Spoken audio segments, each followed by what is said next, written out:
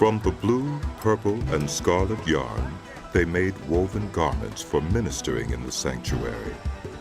They also made sacred garments for Aaron, as the Lord commanded Moses. They made the ephod of gold, and of blue, purple, and scarlet yarn, and of finely twisted linen. They hammered out thin sheets of gold and cut strands to be worked into the blue, purple, and scarlet yarn and fine linen, the work of skilled hands. They made shoulder pieces for the ephod, which were attached to two of its corners so it could be fastened. Its skillfully woven waistband was like it, of one piece with the ephod and made with gold, and with blue, purple, and scarlet yarn, and with finely twisted linen, as the Lord commanded Moses. They mounted the onyx stones in gold filigree settings and engraved them like a seal with the names of the sons of Israel. Then they fastened them on the shoulder pieces of the ephod as memorial stones for the sons of Israel, as the Lord commanded Moses. They fashioned the breastpiece, the work of a skilled craftsman. They made it like the ephod, of gold and of blue, purple, and scarlet yarn, and of finely twisted linen. It was square, a span long and a span wide, and folded double. Then they mounted 4 rows of precious stones on it. The first row was carnelian, chrysolite, and beryl. The second row was turquoise, lapis lazuli, and emerald. The third row was jacinth, agate, and amethyst.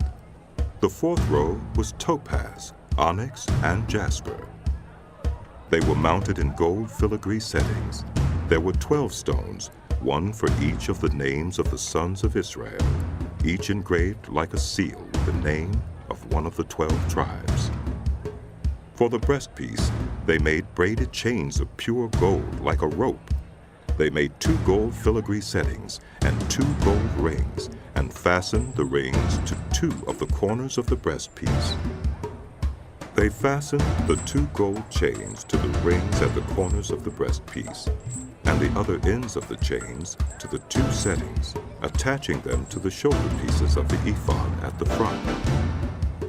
They made 2 gold rings and attached them to the other 2 corners of the breastpiece on the inside edge, next to the ephod.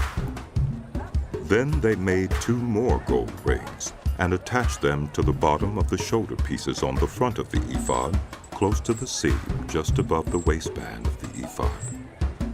They tied the rings of the breastpiece to the rings of the ephod with blue cord, connecting it to the waistband so that the breastpiece would not swing out from the ephod, as the Lord commanded Moses.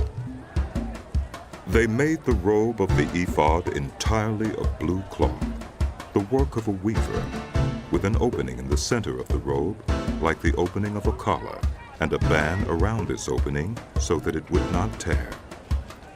They made pomegranates of blue, purple, and scarlet yarn, and finely twisted linen around the hem of the robe. And they made bells of pure gold, and attached them around the hem between the pomegranates. The bells and pomegranates alternated around the hem of the robe to be worn for ministering, as the Lord commanded Moses. For Aaron and his sons, they made tunics of fine linen, the work of a weaver, and the turban of fine linen, the linen caps, and the undergarments of finely twisted linen.